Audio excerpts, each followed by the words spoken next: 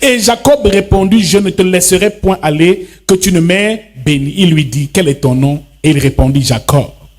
Il dit encore, ton nom ne sera plus Jacob, mais tu seras appelé Israël, car tu as lutté avec Dieu et avec des hommes, et tu as été vainqueur. Bien-aimé dans le Seigneur, je pense dans la Bible, le seul à avoir lutté avec Dieu, c'est Jacob. Amen. Pose la question à quelqu'un, as-tu déjà lutté avec Dieu un jour? Sais-tu qu'il est possible de lutter avec Dieu? Et laissez-moi vous dire une chose, c'est que lorsque Jacob a été victorieux, cet homme, ou qui était un ange, ou alors qui était une représentation de Dieu, voulait partir et demande à Jacob, laisse-moi. Il dit, je ne te laisserai pas avant que tu ne m'aies béni. Mon frère, Jacob a su arracher sa bénédiction. Maintenant, Dieu lui dit, comment t'appelles-tu? Il dit Jacob. Il dit, tu ne t'appelleras plus Jacob. À partir de maintenant, ton nom sera Israël au nom de Jésus-Christ. Je déclare que le Seigneur va te rencontrer au nom de Jésus et qu'il changera ton nom et ton histoire au nom de Jésus-Christ. Il y a des grâces et des bénédictions que Dieu détient entre ses mains et l'homme doit lutter pour les obtenir. Bien-aimé dans le Seigneur, pour les recevoir, il faut donc lutter. Bien-aimé dans le Seigneur, il faut donc être violent. La Bible déclare ici, violent en esprit. Et Matthieu chapitre 11 au verset 12 nous dit, depuis le temps de Jean-Baptiste, jusqu'à présent, le royaume des cieux est forcé et ce sont les violents qui s'en emparent. Mon frère, ma soeur, Jacob ici a été violent. Dis avec moi, sois violent. Laissez-moi vous dire une chose. Jacob n'avait pas rendez-vous avec Dieu. Mais la Bible déclare qu'il a lutté au point où il a pu obtenir quelque chose de Dieu. Ce qui veut dire qu'il est capable pour toi d'obtenir quelque chose alors que le temps n'était même pas encore arrivé. Il est capable d'obtenir quelque chose de Dieu alors que Dieu n'avait aucun projet spécifique pour toi. Mon frère, Jacob a été ambitieux et a lutté avec l'Éternel. La Bible déclare ici qu'il a été violent. Amen. Alors il a saisi les opportunités et la Bible déclare que Dieu l'a béni. Ce qui veut dire qu'il y a une dimension où Dieu nous bénit naturellement par sa grâce, mais il y a aussi une dimension où nous devons lutter. Bien-aimé, la vie spirituelle, c'est aussi une question de lutte. Amen. Bien-aimé dans le Seigneur, Dieu détient encore ton mariage entre ses mains. Il y a des situations difficiles qu'on traverse. Tu penses que c'est Dieu qui le souhaite, mais Dieu ne le souhaite pas. Le problème, c'est qu'il y a des choses que tu ne peux posséder que lorsque tu es violent. Amen. Alors il y a quelqu'un, soit un peu violent ce soir. Cesse de caresser tes problèmes. Cesse de caresser le diable. Ah, vraiment, Seigneur, je n'ai pas encore de mari, il est 30 ans, mais bon, j'ai 30 ans, mais je n'ai pas encore de mari. Bon, papa, est-ce que ta volonté soit... Bien aimé, ce n'est pas la volonté de Dieu que tu sois célibataire à 30 ans. Ce n'est pas la volonté de Dieu que tu sois au chômage alors que tu as tes diplômes. Il y a des niveaux où ce n'est pas le diable, alléluia. Mais c'est simplement que les chrétiens sont trop amorphes pour lutter. Mon frère, il y a une dimension où il faut lutter pour obtenir avec Dieu. Et je déclare ce soir, tu deviens violent au nom de Jésus-Christ. Ce soir, tu deviens violent au nom de Jésus-Christ. Il faut parfois forcer la main de Dieu dans certaines circonstances et toucher le cœur de Dieu afin qu'il réagisse favorablement à une situation. Depuis dans le temps de Jean-Baptiste jusqu'à nos jours, le royaume des cieux est forcé et ce sont les violents qui s'en emparent. Donc il y a des violents dans le royaume des cieux. Il y a des violents parmi nous qui peuvent effectivement s'emparer du royaume des cieux. Alors le tout est de savoir qu'est-ce que c'est que le royaume des cieux et comment manifester la violence spirituelle pour pouvoir obtenir ce qu'on veut au nom de Jésus-Christ. Bien-aimé dans le Seigneur, cette situation, ce n'est pas la volonté de Dieu. Dis-le à quelqu'un, cette situation que tu traverses. Ce n'est pas la volonté de Dieu. Non, tu as reçu le Saint-Esprit, tu es né de nouveau, tu es baptisé, tout va bien. Tu es spirituel, tu viens à l'église tous les dimanches, tu donnes même ta dîme. Mais bien aimé, il y a des situations, il faut se révolter un peu. Il ne faut pas accepter toutes sortes de situations qui t'arrivent. Bien aimé dans le Seigneur, c'est aussi ce que la femme à la perte de sang a fait dans Marc chapitre 5 au verset 25. Cette femme était atteinte d'une perte de sang depuis 12 ans. Bien aimé, elle n'avait pas d'espoir. Et laissez-moi vous dire qu'elle aussi n'avait pas rendez-vous avec Jésus. Elle a vu Jésus et elle a su saisir son opportunité. Elle a dit, si seulement je touche le pan de son vêtement, je serai guéri. Et quand elle a touché Jésus, elle a pris un risque, mon frère, ma soeur. Parce qu'une femme qui est en période de menstru est impure selon la loi de Moïse. La Bible déclare ici que cette femme a pris un risque, elle a touché le vêtement de Jésus. Et Jésus a senti qu'une puissance est sortie de lui. Donc Dieu peut te bénir même s'il n'avait pas un projet de te bénir. Alléluia. Donc le Seigneur peut te bénir, même si ce n'était pas dans les projets. Mon frère, tu peux ce soir devenir multimillionnaire parce que tu as su arracher ta bénédiction.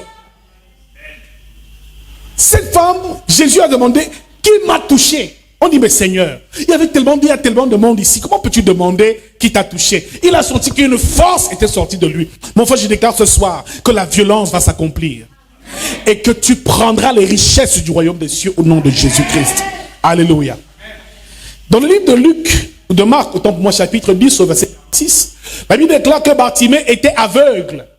Et assis en train de la ville, il a entendu suivi que Jésus était en train de passer par là. Bien-aimé dans le Seigneur, Bartimée était aveugle et portait sur lui son vieux manteau. La Bible déclare ici qu'il a crié, fils de David, aie pitié de moi. Parce que tous les lépreux criaient, tous les aveugles criaient, tous ceux qui avaient besoin de miracles criaient. Mais la Bible déclare que Bartimée a crié plus que tout le monde. Au point où il a attiré l'attention de Jésus. Mon frère, quelqu'un de violent sait attirer l'attention de Dieu. Quelqu'un de violent sait attirer l'attention de Dieu. Qu'est-ce que tu fais dans ta vie chrétienne qui attire l'attention de Dieu, qui fait à ce que Dieu se retourne contre toi? Bien-aimé dans le Seigneur, quand tu parviens à attirer Dieu vers toi, à attirer son attention, ça veut dire que tu manifestes la violence en esprit. Bartimée a crié, fils de David, aie pitié de moi. Bien aimé, il y a des cris qui arrivent et qui touchent le cœur de Dieu. Mon frère, tu as tous les problèmes du monde, mais tu restes couché à l'église le vendredi soir, alors qu'il y a prière de délivrance. Bien aimé, tu restes couché le dimanche matin, pourtant ta vie ne donne pas. Mon frère, sois un peu violent. Il faut que tu sois violent, amen, afin d'obtenir ce que tu désires. Dans Luc 19 au verset 1, Zachée, un publicain, a aussi suivi Jésus. Et quand Jésus est entré dans la ville, la Bible déclare que Zachée était court. Il n'avait pas une grande taille. Et il est donc monté sur un sycomore pour voir Jésus. Bien aimé, Jésus l'a aperçu. Il a dit, Zachée, ce jour je dînerai chez toi dans ta maison. Mon frère, ma soeur, tu peux ne pas avoir de capacité, de potentiel. Mais bien aimé, il y a un arbre sur lequel tu peux quand même monter pour entrer dans ta bénédiction. Alléluia. Il y a quand même un arbre, un sycomore, tu peux monter, tu peux te battre. Tu peux te battre, et faire ta part. Parce qu'en toute chose, il y a la part de Dieu, mais il y a aussi la part que l'homme doit faire. Bien aimé, ce jour, Jésus a dîné avec Zachée. Pourtant, il n'avait pas en projet de dîner avec Zachée. Quand Bartimée a crié, il est venu. Il a dit, les disciples ont retenu Bartimée. Il a dit, laissez-le venir. Il a prié. Bartimée a retrouvé la vue. Il a jeté son vieux manteau. Mon frère, il y a des opportunités qu'il faut saisir dans la présence de Dieu. Jacob a arrêté l'ange et a dit, tu ne partiras pas sans me bénir. Comment tu entres à l'église et tu rentres avec ton problème? Comment tu viens dans la présence de Dieu ici? Nous prions, nous rendons ministère, le Saint-Esprit est là, et tu rentres avec ton problème. Ça veut dire que tu n'as pas été assez violent. Ici, dans la présence de Dieu, bien-aimé dans le Seigneur, tu dois manifester de la violence. Dis avec moi, sois violent. Parce que seuls les violents s'emparent des richesses du royaume de Dieu. Le problème, c'est que nous sommes souvent trop gentils et trop souples. Bien-aimés dans le Seigneur, il y a des temps où nous devons manifester la violence. Il y a des temps où nous devons recevoir patiemment, mais il y a aussi des temps où il faut crier à Dieu et crier fort. Mon frère, quand un bébé a besoin du lait, il crie. Même s'il est quelle heure, sa mère va se réveiller. Mon frère, il faut que tu cries. Dieu n'a pas encore assez écouté tes cris. Tu ne cries pas assez. Face à ce problème que tu traverses, tu ne cries pas assez et Dieu ne t'écoute pas. Et c'est pour ça que la vie des chrétiens est difficile. Parce qu'on ne sait pas qu'il y a une dimension violente qu'il faut expérimenter avec Dieu. Cette année, j'entre dans mon héritage. Cette année, je suis béni. Cette année, la maladie me quitte. Je possède mes possessions au nom de Jésus-Christ. Alléluia. Nous allons découvrir c'est quoi le royaume des cieux et pourquoi est-ce que nous devons forcer le royaume des cieux. Mais aussi nous allons répondre à une troisième question. Qui sont les violents et comment manifester la violence? Les clés qui permettent à un chrétien d'expérimenter la violence spirituelle. Nous le verrons ce soir au nom de Jésus-Christ. Première question. Où se trouve le royaume des cieux? Car il dit depuis le temps de Jean-Baptiste jusqu'à nos jours, jusqu'à présent, le royaume des cieux est forcé et ce sont les violents qui s'en emparent. Bien-aimés dans le Seigneur, ici, qu'est-ce que c'est que le royaume des cieux? Le royaume des cieux n'est pas seulement la demeure de Dieu ou alors le gouvernement de Dieu, mais le royaume des cieux est aussi le lieu où se trouvent toutes les bénédictions des enfants de Dieu. Mon frère, Parce que tu es devenu enfant de Dieu. Le jour où tu dis j'accepte le Seigneur Jésus-Christ, tu n'appartiens plus à ce monde. C'est pour ça que les chrétiens sont souvent misérables, parce qu'ils se battent à obtenir les richesses matérielles et terrestres. Ils ne savent pas que la richesse est dans le royaume des cieux. Alors c'est là-haut qu'il faut récupérer ta richesse. Bien-aimé dans le Seigneur, toute la richesse, ta santé, ton mariage est dans le royaume des cieux. C'est Dieu qui détient encore tout. Tant que tu ne sais pas comment activer ce royaume des cieux dans ta vie, et comment avec violence tu peux pénétrer dans ce royaume et prendre ce dont tu as besoin, mon frère, tu risques de souffrir très longtemps, parce que ta citoyenneté n'est plus terrestre, elle est céleste. Tu es citoyen du ciel et ambassadeur de Jésus-Christ sur terre, ambassadeur du royaume sur terre. Alors lorsque tu as des problèmes, ne cherche pas la solution sur terre, regarde au royaume et regarde à Dieu. Lorsque tu as des problèmes de santé, lorsque tu as besoin de voyage, alors que tu as besoin de vivre une vie consacrée, tu as besoin d'avancer dans tes projets, mon frère, il faut avoir les clés qui ouvrent les royaumes des cieux. Pierre a reçu les clés qui permettaient d'ouvrir les royaumes des cieux. Alors mon frère, comprends que le royaume des cieux est le lieu où se trouve toute bénédiction. Dis avec moi, ton travail est dans le royaume des cieux. Ta santé est dans le royaume des cieux. Ce n'est pas dans les mains d'un médecin sur cette terre, mais c'est Dieu qui détient tout. Et si tu cherches les choses terrestres et tu veux obéir aux lois du monde, mon frère, tu vas beaucoup souffrir. Tu seras un chrétien misérable. Pourtant, tu es ambassadeur. Où est la richesse des enfants de Dieu? Elle se trouve dans le royaume des cieux. Alors, il faut l'activer. Je déclare que ce royaume s'active au nom de Jésus-Christ. Bien-aimé dans le Seigneur, la deuxième question, pourquoi devons-nous forcer les portes de ce royaume et user de violence pour y accéder? Pourquoi devons-nous forcer le royaume des cieux? Pourquoi devons-nous être violents pour s'emparer de notre héritage? Mon frère, la première chose qu'il faut que tu comprennes, c'est que Dieu ne nous bénit pas matériellement, mais il nous bénit spirituellement. Dis avec moi, Dieu nous bénit spirituellement. Éphésiens chapitre 1, verset 3 nous dit que nous rendons grâce à Dieu le Père qui nous a bénis de toutes sortes de bénédictions spirituelles dans les lieux célestes. Donc, quand Dieu bénit ses enfants, il les bénit. Ces bénédictions restent dans les lieux célestes. Ta santé est dans les lieux célestes. Ton travail est dans les lieux célestes. Ton voyage est dans les lieux célestes. L'abondance dans les lieux célestes. Ta sainteté dans les lieux célestes. Mon frère, il nous bénit dans les lieux célestes. Donc, tout est dans les lieux célestes. Il faut donc par un certain mécanisme, par la violence, tu fasses descendre du plan spirituel au plan physique et matériel. Bien-aimé dans le Seigneur, Dieu nous bénit dans le spirituel. Il accomplit tout d'abord sur le plan spirituel. Donc, tel que tu es assis là, tu es déjà en bonne santé, mais sur le plan spirituel. Tu as déjà le travail, mais sur le plan spirituel. Tu as déjà la solution en ton cas. Il dit que toute chose que vous demanderez à mon nom, croyez que vous l'avez reçu et vous le verrez s'accomplir. Quel que soit ce que tu as demandé, Dieu te bénit dans le spirituel. Mais mon frère, c'est toi-même qui dois prendre et saisir cette bénédiction et l'amener sur le plan matériel. Et c'est ça qui dépasse les chrétiens, parce qu'ils ne savent pas comment manifester la violence et les clés qui permettent d'être violents afin de s'emparer de tout ce que nous avons besoin dans le royaume des cieux. Pourquoi manifester la violence? Deuxième réponse, tu vas écrire. Deuxième point, c'est qu'il y a des bénédictions que Dieu nous donne et il y a des bénédictions qu'il faut arracher. Il y a donc, numéro 2, il y a donc des bénédictions que Dieu nous donne. Mais il y a aussi des bénédictions que nous devons arracher. Donc, toute bénédiction n'est pas le fruit de la grâce. Non seulement le fruit de la grâce, mais aussi le fruit des efforts. Mon frère, il y a un genre de choses que tu reçois par la grâce de Dieu, naturellement, mais un genre de choses que tu recevras par tes efforts. Vous savez ce que c'est que la grâce de Dieu? Te réveiller chaque matin et avoir le souffle de vie, c'est la grâce de Dieu. Amen. Recevoir la semence pour ton jardin, que le semeur reçoit pour semer, c'est la grâce de Dieu. Mais ce n'est pas Dieu qui va mettre la graine au sol, qui va cultiver la terre, qui va arroser le champ et qui va par la suite récolter le fruit. Dieu, quand il te bénit, il te donne la semence, c'est sa grâce. Maintenant, le reste du travail à effectuer est de ton ressort, c'est toi qui dois travailler. Dieu te bénit par sa grâce et te donne l'intelligence. Mais ce n'est pas lui qui va écrire à ton examen. Amen.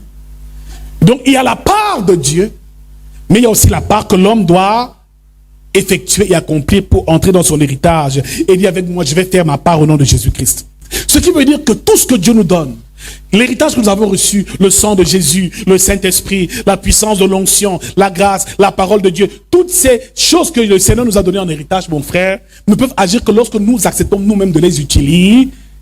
Mon frère, il y a des choses que tu n'obtiendras jamais si tu n'as pas prié. Il y a des bénédictions, des grâces que tu n'obtiendras que lorsque tu auras prié, et pas prier n'importe comment, prier avec violence. Il est temps d'arrêter de s'apitoyer et de dire: Seigneur, tu m'as abandonné. Seigneur, pourquoi je n'ai pas ceci? Papa, pourquoi je n'ai pas cela? Mais tu es trop doux et tu caresses même le diable. Alors sois un peu violent, ma soeur. Dis avec moi, sois violent. Alléluia. Il faut donc troisièmement être violent pour pouvoir jouir de son héritage en Jésus-Christ. Parce que l'héritage qu'il nous donne, c'est un héritage basé sur des promesses excellentes. Alléluia. Et Romains chapitre 8 au verset 17, il dit: si nous sommes enfants, nous sommes héritiers de Dieu et co-héritiers de Christ. Donc tout enfant de Dieu a un héritage. Bien aimé, quand on parle d'héritage, cela veut dire qu'il a laissé un testament. Jésus est mort, il a laissé un testament. Le testament, c'est l'ensemble de nos promesses, de ce dont nous avons droit, mon frère. Mais les chrétiens sont misérables, pas d'argent, pas de travail, pas de bénédiction, parce qu'ils ne savent pas qu'il faut qu'ils jouissent de leur héritage. Pour jouir de cet héritage, il faut forcer le royaume des cieux. Alléluia. Il faut forcer le royaume des cieux. Dis avec moi, sois violent. Regarde le voisin à côté, dis-lui, sois violent. Bien aimé, tu vis comme si ta vie donnait. Tu as déjà peut-être 50 ans, toujours pas de maison, pas de voiture. Tu dis: ah, un jour Dieu va me bénir. En montant, Dieu, c'est pas Dieu. Dieu t'a déjà peut-être, mais il faut que tu saisisses cette bénédiction. Comme cette femme à la perte de sang a saisi sa bénédiction. Et il faut que tu forces. Alléluia. Il faut que tu forces. Il y a des choses qui s'arrachent. Alléluia. Ce soir, arrache au nom de Jésus. Ce soir, arrache au nom de Jésus-Christ. Bien aimé, il y a tellement de promesses dans la Bible. Tellement de promesses. Pour les obtenir, il faut user de violence. Amen. Tellement de promesses. Il dit que je souhaite que tu prospères à tous égards. Que tu sois en bonne santé comme prospère l'état de ton âme. Mon frère, voilà une promesse qui est certaine. Ça doit s'accomplir dans ta vie au nom de Jésus. Tout ce que vous demanderez au Père, croyez que vous l'avez reçu et vous le verrez s'accomplir. Mon frère, tout ce que tu demandes au nom de Jésus-Christ doit s'accomplir. C'est une promesse. Ça doit se faire ainsi. Si ça n'arrive pas, ça veut dire que tu n'es pas assez violent. Alléluia. Et il dit: voici, je vous donne le pouvoir de marcher sur les serpents et sur les scorpions et sur toute la puissance de l'ennemi, et rien ne pourra vous nuire. Bien aimé dans le Seigneur, il y a des personnes avec qui le diable joue tellement. Il bloque ton mariage, toi aussi tu laisses. Il détruit la vie de tes enfants, tu dis: ah Seigneur, fais-moi grâce. Il s'attaque à ton foyer, tu dis: ah, toi aussi tu supportes. Mon jour va arriver. Jusqu'à ce qu'il te détruise et te tue toi-même. Amen. Il y a quelqu'un soit violent. Bien aimé dans le Seigneur, la violence te fait manifester l'autorité de Dieu. Cela veut dire: possède les choses avec autorité. Prends autorité sur ta vie et sur les situations de ta vie. Cesse de subir les choses. C'est ça, être violent. Quand Jésus a parlé au vent, il a dit à la vent et à la mer: tais-toi. Le vent et la mer se sont tus. Il a dit à Lazare: lève-toi et sors. Lazare est sorti du séjour des morts et est revenu à la vie. Bien aimé dans le Seigneur, parler aux situations, c'est aussi effectivement manifester de la violence. Cesse de te taire quand les choses vont mal. Bien aimé, commence à déclarer la parole de Dieu sur ta vie. Commence à déclarer la parole de Dieu dans la vie de tes enfants. Commence à déclarer la parole dans la vie de ton mari. Sois un peu violent. Cesse de dormir. Alléluia. Dis avec moi, nous dormons trop. Les chrétiens dorment trop. Dans le monde des ténèbres, si tu sais qu'à minuit, à partir de minuit là, il y en a seulement qui commencent à égorger des choses en disant ton nom tous les jours. Comme j'égorge la chèvre, si cette fille-là, elle ne va jamais se marier. Pendant que tu te dis paisiblement, les sorciers se lèvent dans la nuit. Les ténébreux font leur rituel satanique. Mon frère, quand tu te réveilles, tout a déjà été fait. La galère que tu vis là, c'est parce que tu dors trop. Sois un peu violent. Tu pries, tu attends les choses, mais c'est pas que tu viens tout dévaster. Et tu crois que c'est normal? Mon frère, tu dois apprendre à être violent. Il y a des fois où la simple prière ne suffit pas. Il faut maintenant une prière violente au nom précieux et puissant de Jésus-Christ. Alléluia. Et Jacques chapitre 4 verset 17 nous dit: soumettez-vous à Dieu et résistez au diable, il fuira loin de vous. Celui qui est violent résiste au diable. Amen.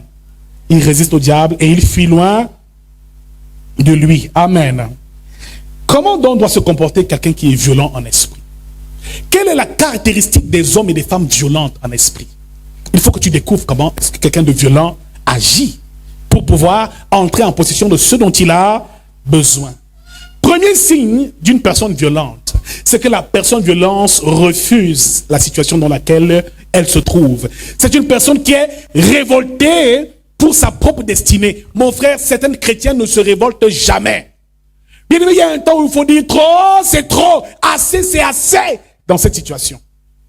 Tant que la situation ne te fatigue pas, où tu te lèves et tu dis je suis fatigué, je vais prendre les choses en main, les choses ne changeront jamais. Le prophète Élie a tué 400 prophètes de Baal, 450 prophètes d'Astarté pour rétablir la justice de Dieu en Israël. Mon frère, il a été violent. Alléluia. Il y a des fois où tu dois prendre autorité et défier le monde des ténèbres et dire que cette nuit, mari de nuit, tu ne viendras pas. Cette nuit, femme de nuit, tu ne viendras. Au nom de Jésus-Christ, ce que j'ai reçu, mon mari, c'est mon mari. Aucune sorcière ne va me l'enlever. Tu laisses trop, ma soeur. Tu laisses trop. Il faut prendre ça avec violence et prier pour que ton mari soit fidèle et que toutes ces sorcières-là s'éloignent de sa vie au nom de Jésus. Mais entre-temps, il rentre tard. Oui, tu es encore rentré tard aujourd'hui. Faire comment? Ah! Alléluia. Il vient là, il n'arrive même pas à donner la ration. Tu dis, hé papa, c'est tout ce que tu donnes. Oui, ça va. Un jour, Dieu va écouter mes pleurs. Écoutez où? Sois violent au nom de Jésus. By power, by force. Ou c'est mon mari ou ce n'est pas mon. Tu laisses, il va partir, ce sera de ta faute. Parce qu'il y a des batailles que Dieu ne fera pas pour toi. Il te fait la grâce, tu enfantes d'un enfant pendant 9 mois. Il protège le bébé au moment d'accoucher, tu dois pousser toi-même. C'est pas Dieu qui va pousser. Tu dois enfanter ta destinée. Et tu dois te révolter pour cette destinée au nom de Jésus-Christ. Les choses doivent cesser. Le diable doit cesser son petit jeu. Trop, c'est trop. Quelqu'un qui est violent dit trop, c'est trop, et se révolte un peu. Tant que tu ne t'es pas révolté par rapport à la situation que tu traverses, elle ne changera jamais. Alléluia. Quelqu'un qui est violent se révolte. Alléluia. Deuxième signe d'un homme qui est violent en esprit, c'est un homme qui travaille d'arrache-pied chaque jour pour son salut. C'est un homme qui œuvre pour le Seigneur. Alléluia. Il devient un ouvrier de Dieu. Quelqu'un qui est violent sert Dieu avec tout son esprit, son âme et son cœur. Un homme violent pose permanemment des actes de foi. Mon frère, des actes de foi comme la veuve de Sarepta a posé. Elle a donné du gâteau au prophète Élie et elle n'a pas manqué d'huile et de farine dans sa maison pendant le temps de la sécheresse à Sarepta. Mon frère, il y a des temps où il faut être violent. Bien aimé, dans Luc chapitre 21, la Bible déclare qu'une pauvre veuve a donné les 3 sous qu'elle avait pour vivre. Ça, c'est de la violence. Amen. Elle sort de sa zone de confort. Un homme violent apprend à sortir de sa zone de confort. Bien aimé, qu'est-ce qu'il y a? Tu dors tous les jours. Un jour, dis, je ne dors pas, je veille, je vais prier de la nuit jusqu'au petit matin. Pourquoi tu dors? Est-ce que tu penses que le diable dort? Amen. Il y a un temps pour dormir, mais un temps aussi pour se réveiller et pour veiller en prière. Alléluia. Bien aimé dans le Seigneur, avec moi, sois violent. Un homme violent en esprit manifeste le zèle. Un autre signe d'un homme violent. Il est zélé pour Christ. Et le zèle de la maison de Dieu le dévore. Mon frère, il veut tout faire à l'église. Il veut servir Dieu avec zèle. Il est même révolté lorsque l'honneur de Dieu est bafoué. Mon frère, c'est un homme zélé. Beaucoup servent Dieu, mais le zèle est parti. Le zèle, c'est ce feu qui te donne l'ardiesse, dans le travail, qui fait à ce que tu ne te fatigues pas quand tu sers Dieu. L'apôtre Paul, on le fouettait, le mettait en prison, mais il sortait toujours prêcher l'évangile. Il y a certains, les épreuves les ont déjà fatigués. Tellement d'épreuves t'ont déjà fatigué, ma soeur. Chaque année, c'est un cycle infernal, un recommencement total. Ézéchiel devait mourir. Mais il s'est retourné et a dit, Seigneur, souviens-toi que je t'ai servi fidèlement et que j'ai renversé l'autel de Baal dans la maison de mon père. Je ne peux pas mourir comme un chien. Mon frère, il y a des fois où tu dis, Seigneur, souviens-toi de moi parce que je suis ton serviteur. Je ne dois pas avoir n'importe quel problème au nom de Jésus. Sois violent. Pour terminer, nous allons voir quelques clés pour manifester donc la violence. Comment ça se passe? La première clé qui permet de forcer le royaume des cieux, numéro 1, c'est la prière. Un homme violent prie. Un homme violent prie. Amen. Éphésiens chapitre 6, verset 18 nous dit, faites en tout temps par l'esprit toutes sortes de prières et de supplications. Il dit, veillez-y avec une entière persévérance et priez pour les saints. Faites en tout temps toutes sortes de prières et de supplications. Mon frère, quand ça ne va pas, tu te lèves, tu pries. Dans le taxi, tu pries. Au travail, tu pries. En tout temps, toutes sortes de prières et de supplies. Mon frère, tu entres dans ton bureau sans prier, tu t'amuses, tu sais ce qu'ils ont versé sur la porte. Tu dois vivre une vie de prière, prier même en esprit s'il le faut, en langue, en tout lieu et en toutes circonstances. Il faut que tu sois rempli de prière. Mon frère, il y a certaines choses sans prière, tu ne peux pas obtenir. Il y a des batailles qu'il faut dans le spirituel pour remporter la bataille. Tous ces échecs, ce n'est pas seulement Dieu qui le permet, c'est le diable qui a déjà tissé sa toile. Il faut détruire cela par la prière. La prière d'autorité chasse les démons au nom de Jésus-Christ. Alors ici, beaucoup de chrétiens se contentent d'intercéder. Oh Jésus, pardon, guéris ma maladie, je vais mal. Non, c'est mal prier. Quelqu'un qui est violent ne prie pas comme ça. Il dit, maladie, je t'ordonne de quitter mon corps au nom de Jésus-Christ. Il dit, célibat, quitte ma maison au nom de Jésus-Christ. Car tout genou fléchit à la mention du nom de Jésus. Bien aimé, c'est une mauvaise prière. De dire, Seigneur, pardon, regarde un peu mes enfants. Ils dorment mal. Oh, papa, viens aider. Il ne viendra pas aider. Jésus ne viendra pas. Il a déjà tout payé. Tout est accompli. Il nous a donné quoi? L'héritage. Son nom, le Saint-Esprit, le pouvoir de son sang. Toutes ces choses et ces accessoires sont disponibles pour qu'on puisse mener un vrai combat spirituel. Alléluia. Alors Jésus a déjà fait sa part. Dis-lui, Jésus ne viendra pas. Un violent prend autorité sur chacune des situations et il le déclare au nom de Jésus. Sois violent. La prière. Amen. Dès aujourd'hui là, commence à être violent au nom de Dieu. Tu verras que des choses vont commencer à venir. Amen. Où se trouve ce mariage là dans les lieux célestes? La santé que tu désires depuis là, c'est dans la prière. Prie sans cesse de jour comme... Il y a des prières du jour. Quand le pasteur, il y en a ici qui prient seulement quand on est à l'église. Quand ils rentrent à la maison, ils n'ont aucune vie aucune intimité, ils n'ouvrent pas rien du tout. Amen.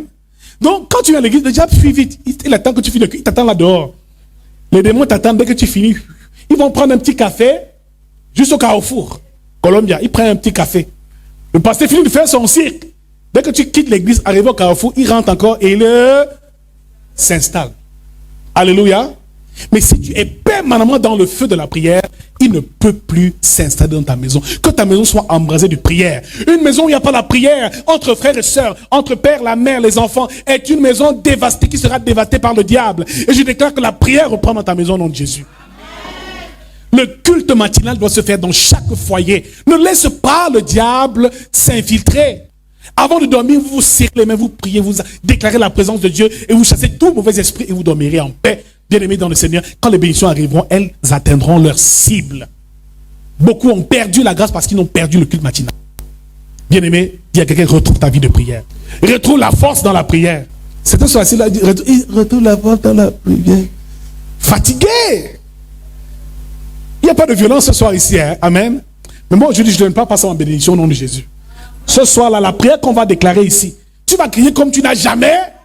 Non, c'est Seigneur, bénis-moi, pardon. Les démons n'ont pas peur de ça. Hein? C'est des hommes violents qui les intimident. Bien dit. On ne caresse pas un démon. Oh, sorcier, pardon, quitte un peu ma vie. Satan, tu as trop fait, non? Tu as déjà mangé tous mes enfants. Satan, laisse-moi un peu, je t'en prie. Tu vas voir les coups qu'il va te donner, ma soeur. On prend autorité sur l'œuvre de l'ennemi et sur le diable par la prière. Matthieu 26, 41, Jésus dit aux disciples, Jean-Jacques, Pierre, qui était là avec lui, au jardin de Gethsémane, veillez et priez. Alléluia. Veillez et priez. Et il dit par la suite, l'esprit est bien disposé, la chair est faible. Veillez et priez, car l'esprit est bien disposé, mais la chair est faible. Mon frère, ma soeur, la deuxième chose qu'il faut faire pour être violent en esprit, c'est de veiller. La prière doit être accompagnée de veille, ma soeur. Il y en a qui aiment dormir. Il se réveille à 11h et c'est tire comme ça. Elle prend un long petit déjeuner, elle va encore dormir. Plus tu dors, plus ta vie va dormir, ma soeur.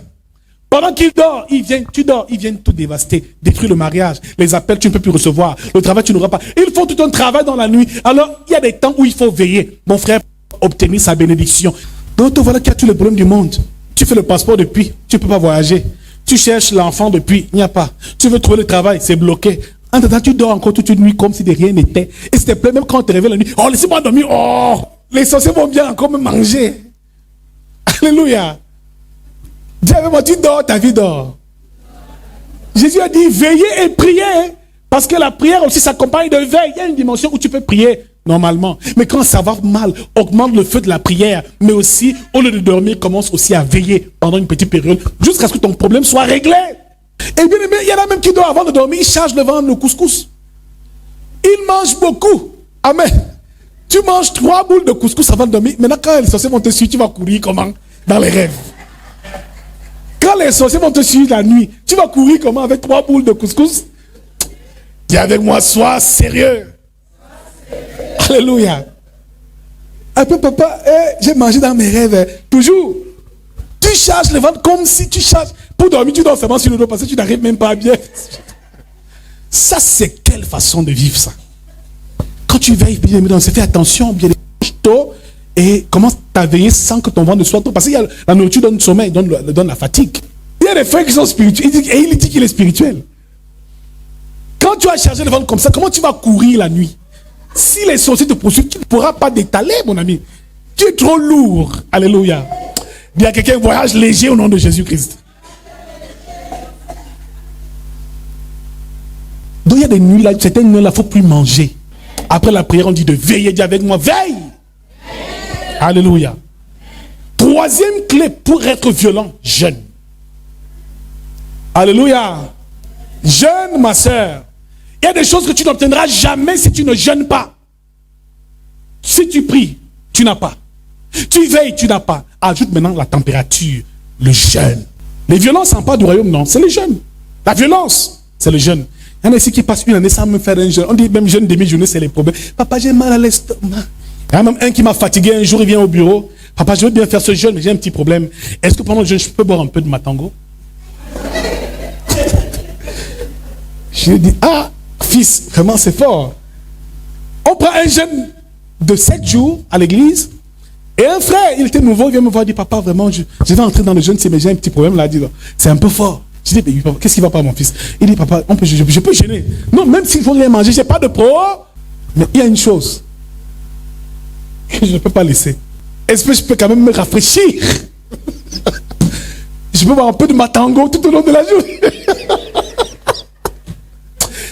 Le type m'a fatigué. Amen. Ça, c'est un bon jeûne, ça. Alléluia. Un jeûne alcoolisé, je crois qu'on a bientôt parlé de ça dans les assemblées aujourd'hui. Bien aimé, le jeûne, c'est pas seulement se priver de nourriture, mais c'est pas se priver de quelque chose qui te tient trop pour être délivré de cela. Amen. Tu peux jeûner, tu dis, je ne regarde pas Facebook. Je crois que certaines soeurs vont mourir. Pendant une semaine, ni WhatsApp, ni Facebook, ni la télé, je ne regarde pas, je suis concentré dans la parole de Dieu. C'est aussi une forme de jeûne, ma soeur. Certains ont l'esprit trop rempli de Facebook, de WhatsApp et de tous ces amis-là. Bien aimé, c'est les problèmes que tu cherches. La sœur ne dort pas. Nanou, tu dors, oui. Dès que tu ouvres la porte, elle est dans le noir avec les yeux allumés. Je dis, mon frère. La fois, donc le matin, elle va à l'école, elle est fatiguée. C'est la nuit qu'elle fait tout son travail. Elle communique avec dans le monde entier. À 5 heures, tu fais bien, on va à l'école, elle est épuisée. Bien aimé dans le Seigneur, en plus de la prière, de la veille, des veilles, il faut jeûner. Donc trop manger là, c'est pas toujours bon. Mais aussi jeûner, c'est se priver des choses qui nous retiennent, qui nous lient trop. Certains qui arrivent à midi, c'est comme s'ils vont déjà mourir. Tu vois là, ça, papa. Tu dis, mais comment? Donc seulement de 6h à midi, tu n'arrives même pas à jeûner. Ça veut dire qu'il y a un problème, alléluia. Règle ce problème-là et prends un temps de jeûne. Fais-toi violence. C'est le violent qui s'empare du royaume. Il y a donc des choses qui n'arriveront jamais dans ta vie si tu n'as pas jeûné. Matthieu chapitre 17, verset 21. Les disciples sont venus voir Jésus, mais Seigneur, on a voulu chasser ces démons, il nous a départs. Il a dit, cette sorte de démons ne part que par la prière et le jeûne. Il y a des batailles que tu ne peux remporter que lorsque tu pries et que ta prière est accompagnée d'un jeûne. Toujours limité dans certaines choses. Prends un temps de prière et de jeûne par rapport à la situation et les choses vont se décanter. Tant que ça ne se décante pas, Seigneur, je n'arrête pas, je suis sur la montagne. Il va dire, ouais, pourquoi ma fille se meurtrit-elle ainsi? Pardon, tu veux même quoi? Tu commences à citer le mariage, le travail, la santé, tout ce que tu veux. Bien aimé, il va te l'accorder parce que tu as manifesté la violence depuis le temps de Jean-Baptiste. Le royaume des cieux est forcé. Ce sont les violents qui s'emparent de ce royaume et de toutes ses richesses. Quatrième et dernière que nous voyons, avant de nous séparer ce soir, clé pour pouvoir manifester cette violence. La quatrième clé, c'est la charité. Il faut donner. Il faut que ton temps de prière soit accompagné de temps de charité, de dons. Et donner veut dire ici partager, veut dire ici donner son aumône aux pauvres, veut dire donner son offrande, donner des sacrifices. Certains chrétiens ne savent pas faire des sacrifices à Dieu. Celui qui sort de sa zone de confort, c'est celui qui sait que papa, je te demande telle chose. Voici mon offrande. Tu scelles ça par une offrande après ta prière, tu verras que cela va s'accomplir. Salomon à Gabaon a immolé 1000 holocaustes. La même nuit, Dieu a apparu à Salomon. Il lui dit, qu'est-ce que tu veux? Il dit, donne-moi la sagesse. Amen. Il y a des niveaux où la prière ne suffit plus. Où le jeûne ne suffit pas. Où veiller ne suffit pas. C'est par une offrande que tu entreras dans ton village. Et toi, ce que tu donnes, c'est seulement les petits 10 francs. Les petits 25, papa, délivre-moi. Tu demandes trop de choses. Papa, je veux me marier, je veux voyager, je veux travailler, je veux ceci. Tiens, oh Seigneur, merci. Tu prends 100 francs, tu poses et tu t'en. Tu n'es pas sorti de ta zone de confort. Il y a des offrandes qui touchent le cœur de Dieu. Cette femme de Luc 21, lorsqu'elle a donné ses sous qu'elle avait pour vivre, Jésus a parlé. Certaines offrandes vont pousser à parler dans ta vie au nom de Jésus. Parce que tu auras donné quelque chose à Dieu, quelque chose qui te coûte. Je n'ai pas cette... Mais c'est ce que je fais, si c'est vrai, je le fais. Mais c'est un sacrifice. Guéris mon enfant. Rétablis mon foyer. Guéris ma fille. Mais j'ai eu le cas, une fois, d'une soeur. Sa fille était possédée par une légion de démons. Qui l'a possédé son propre père. Il était dans une loge. Et il avait fait des pactes pour posséder sa fille. Donc ce type avait beaucoup d'argent, mais c'est l'étoile de sa fille qui l'utilise. La fille toujours malade. Toujours malade. Alors, ce type, chaque fin d'année, il va au zoo faire des rituels. Il brûle 20 millions de francs aux entités, aux démons, pour qu'ils possèdent davantage sa fille. Donc chaque année, il a un rituel qu'il fait pour que sa fille reste dans la même situation. Parfois, les sorciers qui nous dérangent là font des gros sacrifices pour nous maintenir dans la pauvreté. Pour maintenir ton célibat, ils font des sacrifices. Pour maintenir le rejet que tu as, le non-accomplissement, ils font des gros sacrifices dans le monde des ténèbres. Tu penses qu'avec tes 100 francs, tu vas changer les choses, ma soeur, c'est compliqué. Il y a un temps où tu dis, Seigneur, je porte ici et je pose un acte de foi. Alors cette maman, elle est venue, donc on prie, oh Seigneur, l'enfant va bien un peu, ça va, elle clôture, elle donne une offrande qui n'est pas...